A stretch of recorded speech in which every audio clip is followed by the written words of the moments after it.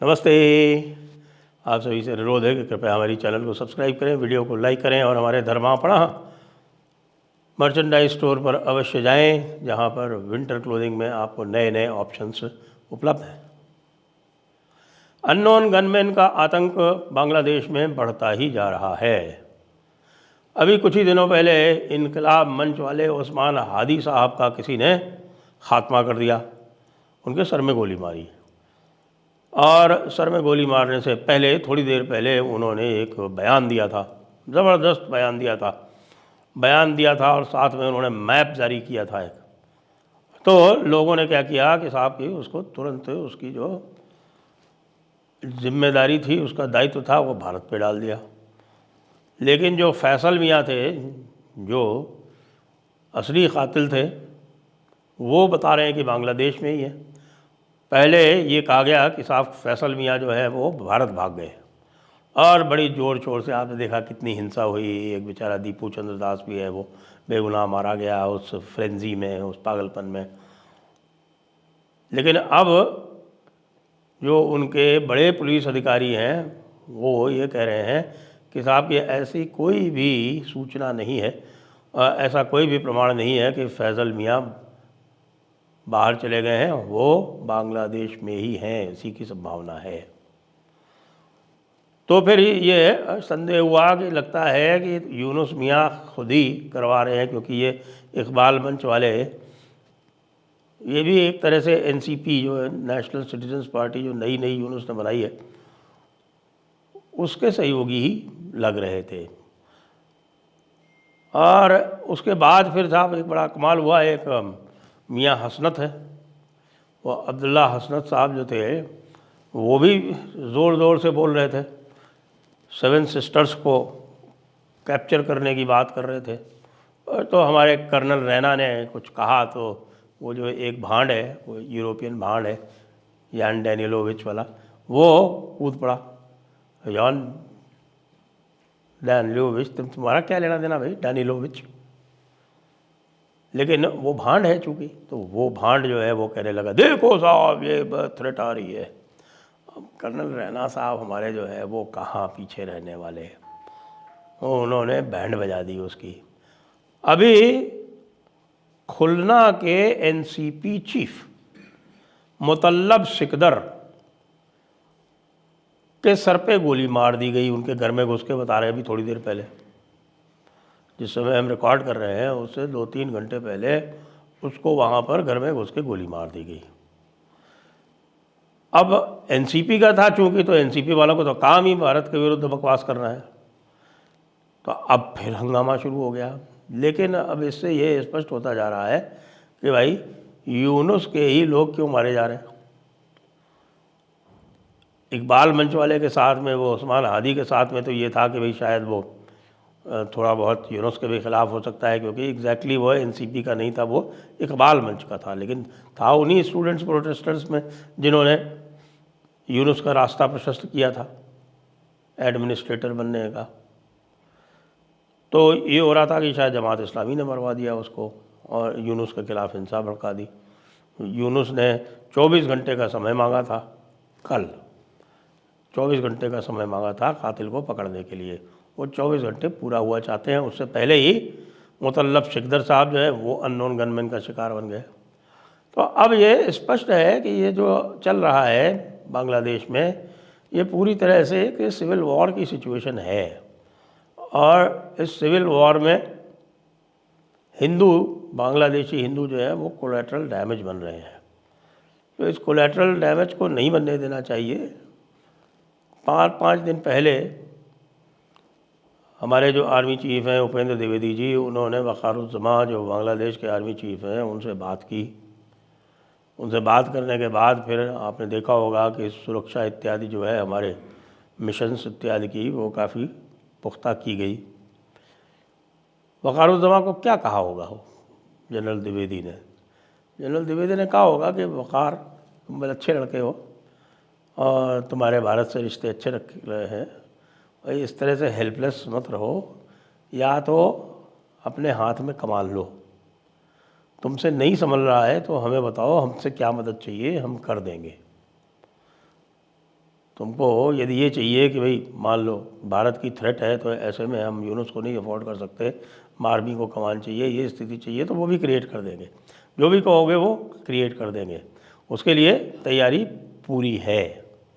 तैयारी पूरी यूँ है कि आप देखिए कि मानक साहा जो कि अगरतला के चीफ मिनिस्टर हैं, अगरतला के चीफ मिनिस्टर ने बयान दिया कि वो बटालियन जिसने 1971 के युद्ध में छक्के छुड़ाए थे पाकिस्तानियों के, वो अब त्रिपुरा में डिप्लॉय कर दी गई है।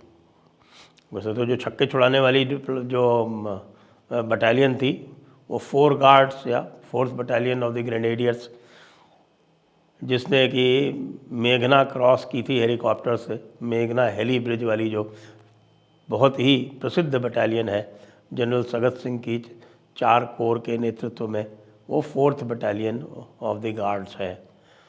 उसको डिप्लॉय किया गया है या नहीं किया गया है हमें नहीं पता, क्योंकि कोर के नीचे जो है वो बटालियंस बदलती रहती हैं, वो एक्चुअल डिप्लॉयमेंट का मामला होता है, उसके बारे में हम बात कर भी नहीं सकते यदि हमें पता भी हो तो। लेकिन चीफ मिनिस्टर मानिक साहा ने कल ये बयान दिया। और आपको पता है कि 19 तारीख को जनरल RC तिवारी जो कि ईस्टर्न आर्मी कमांडर हैं, वो त्रिपुरा और मिज़ोरम में इन सब स्थानों का दौरा करके आए हैं और उनके साथ में 17 स्ट्राइक कोर है पानागढ़ और माउंटेन स्ट्राइक कोर है ये 17 माउंटेन स्ट्राइक कोर और 3 कोर दीमापुर। इसके अलावा 4th कोर है तेजपुर के एलिमेंट्स भी यहाँ पर असिस्ट कर सकते हैं। तो तेजपुर, दीमापुर, पानागढ़, ये तीनों, तेजपुर तो नहीं थे लेकिन हाँ दीमापुर यानी 3rd कोर और 17 माउंटेन स्ट्राइक कोर, ये दोनों लोग जो थे यानी जनरल पेंडरकर और यश अहलावत, ये दोनों लोग यहाँ पर थे और जनरल आपके चीफ मिनिस्टर मानिक साहा ने इसकी पुष्टि भी कर दी और ये भी बता दिया कि त्रिपुरा में भी डिप्लॉयमेंट हो गया है। हालांकि त्रिपुरा में असम राइफल्स पहले से ही है और असम राइफल पर्याप्त है ये बांग्लादेशियों के लिए। बांग्लादेशियों की टोटल जो है 1,20,000 के लगभग सेना है, कहते हैं 1,60,000 है, लेकिन वह 30-40 हज़ार तो वो परमानेंट ड्यूटी पे रहती है बाहर, यानी कि UN मिशंस पे रहती है। वो सबसे ज़्यादा कंट्रीब्यूट करते हैं UN मिशन में, बल्कि आधी सेना तो उन्होंने UN मिशन के लिए ही बना रखी है।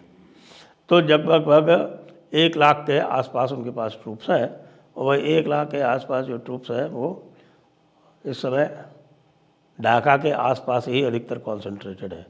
आज की डेट में यदि आप उनको हमला कर दें तो वो ढाका और मेमन सिंह जो नॉर्थ में आता है, उसके अलावा जो दूसरे क्षेत्र हैं उसमें उनके पास इतनी भी संख्या नहीं है कि वो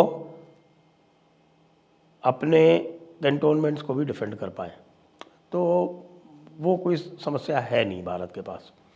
वो जब चाहे भारत, जैसे आपने कल देखा होगा कि कल जो हमने जनरल शंकर के साथ में जो प्रोग्राम किया था उसमें साफ साफ बताया था कि क्या हम कर सकते हैं और कितनी आसानी से कर सकते हैं।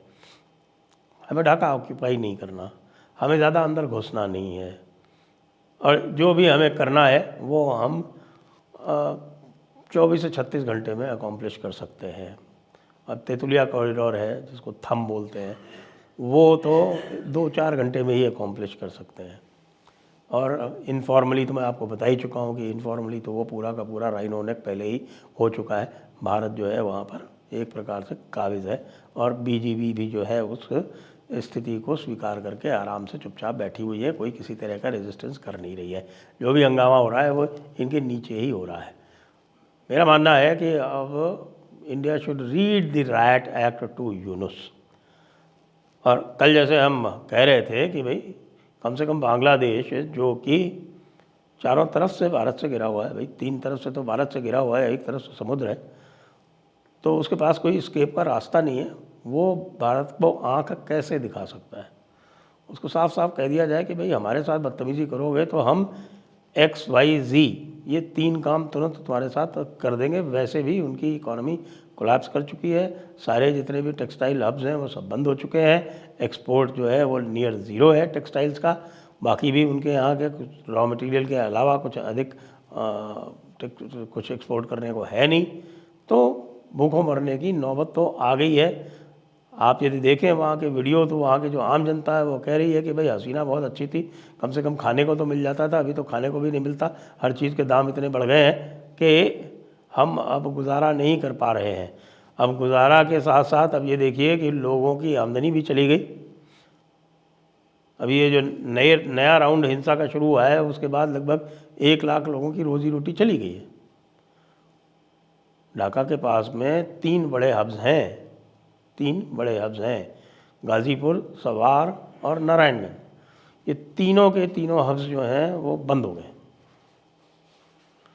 आउटलाइंग की बात करें तो आउटलाइंग में इस समय बांग्लादेश के पास चट्टगांव के अलावा और कोई भी ऐसा एरिया नहीं है जिसको वो प्रॉपरली डिफेंड कर सकता है। तो ना खाना खाने को है, ना मिलिट्री डिफेंड कर सकती है। तुर्रा ये है कि साहब हम नॉर्थ ईस्ट को हम काट देंगे भारत से। तो अब ये अननोन गनमैन जो हैं वो बहुत समस्याएं क्रिएट कर रहे हैं बांग्लादेश में, और ये अननोन गनमैन के कारण यूनुस मियाँ की सत्ता जो है वो मुझे काफ़ी ख़तरे में आती दिख रही है। जय हिंद, जय भारत, वंदे मातरम।